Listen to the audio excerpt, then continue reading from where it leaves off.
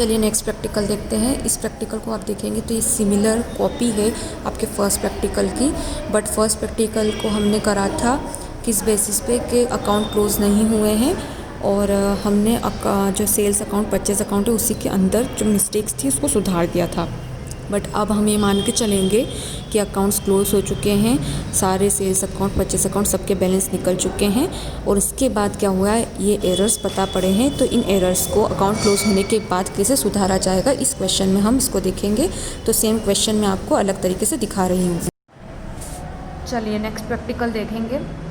इस प्रैक्टिकल में आप देखेंगे तो मैंने लिखा है आफ्टर बुक्स वर क्लोज्ड। ठीक है, बुक क्लोज़ होने के बाद क्या कर रहे हैं, हम एरर्स को रेक्टिफाई कर रहे हैं, मतलब एरर्स और मिस्टेक का संशोधन कर रहे हैं। बुक क्लोज़ हो गई, इसका मतलब क्या हो चुके हैं, लेक्चर के अकाउंट सारे बन चुके हैं और बैलेंस हो चुके हैं। आपको याद होगा तो पहला जो प्रैक्टिकल अपन ने करा था उसमें लिखा था कि बुक्स क्लोज़ होने के पहले।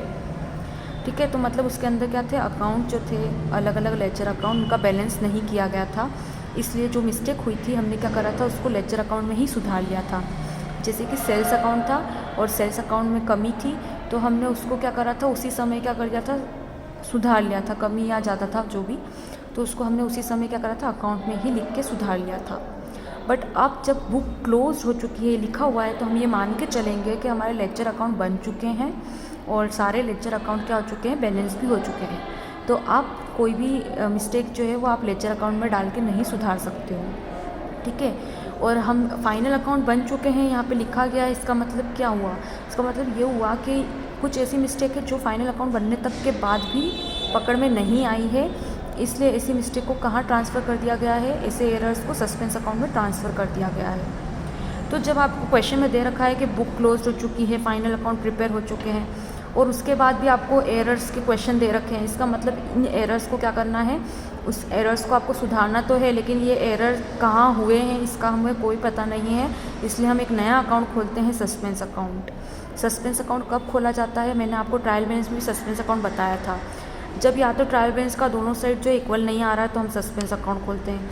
ठीक है, तो हम जो भी बैलेंस कम या ज़्यादा होता है वो सस्पेंस अकाउंट में ट्रांसफ़र कर देते हैं। या कोई मिस्टेक है जो आप पकड़ ली, आपने ये एरर हुआ, ये मिस्टेक हुई है, ये आपने पकड़ ली, लेकिन आपको ये नहीं समझ पड़ रहा है कि ये एरर, ये मिस्टेक कब हुई थी, कहाँ हुई थी। ठीक है, इतना पता है मिस्टेक है, लेकिन कब हुई थी, कहाँ हुई थी, इसका कोई आपको ज्ञान नहीं है, तो आप क्या करेंगे, सस्पेंस अकाउंट खोलेंगे। तो सिमिलरली यहाँ बुक्स क्लोज हो गए, फाइनल अकाउंट बन चुके हैं, उसके बाद भी आपको एरर दिखा रहा है क्वेश्चन के अंदर कि ये एरर हो गया, वो एरर हो गया, ये एरर हो गया। फाइनल अकाउंट बनने के बाद कोई एरर नहीं होना चाहिए, उसके बाद भी अगर कोई एरर है तो हम उसको कहाँ ट्रांसफ़र कर देते हैं, सस्पेंस अकाउंट में ट्रांसफ़र कर देते हैं। तो अब हम जो क्वेश्चन करने जा रहे हैं सेम क्वेश्चन है जो हमने पिछली बार करा था, पर अब पिछली बार जब हमने वो क्वेश्चन करा था तब हमने उसको अकाउंट फॉर्म में करा था, क्योंकि हम वहाँ मान के चले थे कि फाइनल अकाउंट प्रिपेयर नहीं हुए हैं और लेजर अकाउंट का बैलेंस नहीं निकाला गया है।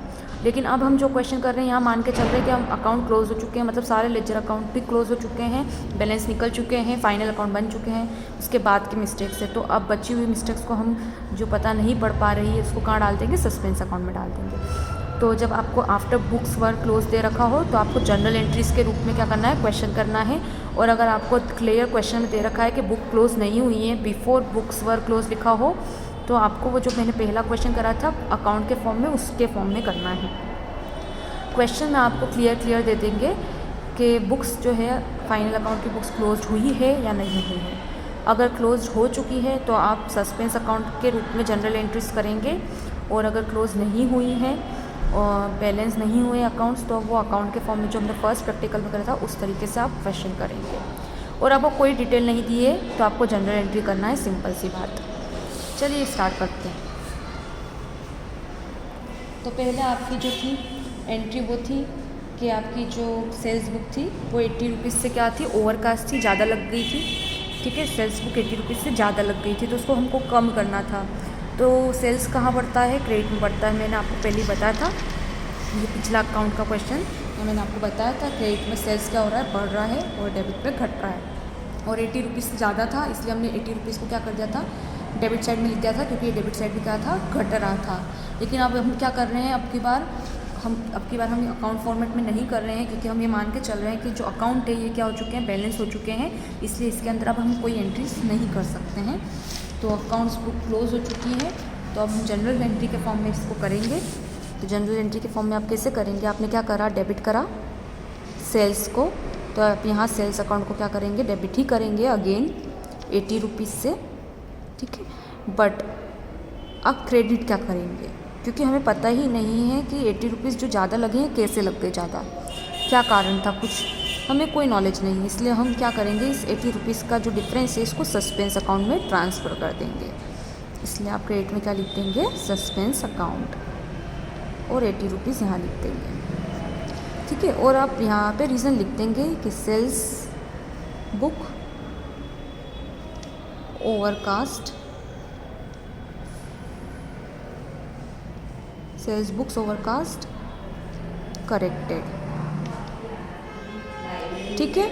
इसके बाद नेक्स्ट एंट्री देखते हैं। तो नेक्स्ट एंट्री आपकी जो है परचेस बुक, उसका जो टोटल था वो 100 रुपये से कम लग गया था, 100 रुपीज़ से वो अंडर कास्ट थी। तो परचेस अंडर कास्ट थी, कम थी, तो उसको हमको क्या करना है, बढ़ाना है। और परचेस कहाँ बढ़ता है, डेबिट में बढ़ता है, इसलिए आपको यहाँ पे परचेस अकाउंट को क्या करना पड़ेगा, डेबिट करना पड़ेगा। तो आप यहाँ परचेस अकाउंट को क्या कर देंगे, डेबिट कर देंगे। कितना कम था, 100 रुपीज़ कम था, इसलिए हम 100 रुपीज़ से डेबिट करके इसको बढ़ा देंगे। और अब ये 100 रुपीज़ कैसे कम रह गया, क्या हो गया, हमें नहीं पता रीज़न, इसलिए आप यहाँ क्या लिख देंगे, सीधे सस्पेंस अकाउंट। तो ये जो डिफरेंस है हम इसको सस्पेंस अकाउंट में डाल देंगे। यहाँ रीज़न लिख देंगे अब जो है अंडर कास्ट ऑफ से परचेज बुक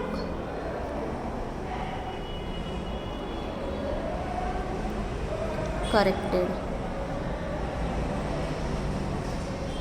ये एंट्री फर्स्ट और ये एंट्री सेकंड, सेम क्वेश्चन कर रहे हैं हम, मगर अब की बार हम जनरल एंट्री फॉर्म में कर रहे हैं, ठीक है। और हम मान के चल रहे हैं कि बुक्स क्या हो चुकी है, क्लोज हो चुकी है।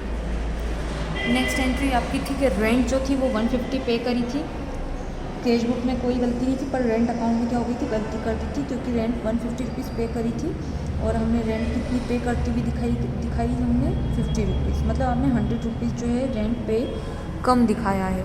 तो आप क्या करेंगे, 100 रुपीज़ से उसको सुधार देंगे। तो रेंट क्या हो जाएगा, डेबिट हो जाएगा। एक बार मैं पहला वाला क्वेश्चन दिखा देती हूँ आपको। तो यहाँ देखिए, ये रेंट जो थी ये हमारी क्या थी, यहाँ रेंट अकाउंट डेबिट दिखा रहा है, 150 रुपीज़ डेबिट होना था, क्योंकि हमने 150 रुपीज़ क्या करे थे, पे करे थे।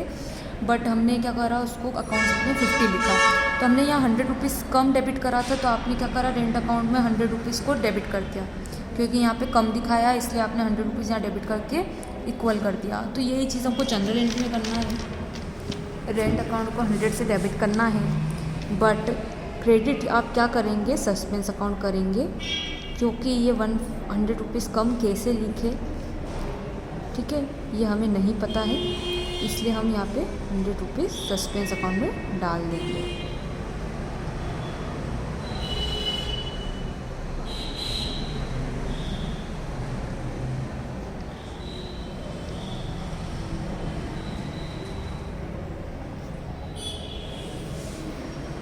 ये आपकी तीसरी एंट्री, ये हमारे हो गया एक और practical after closing of the books. अब हम थोड़ा एरर के टाइप के हिसाब से प्रैक्टिकल्स देखेंगे नेक्स्ट वीडियो में।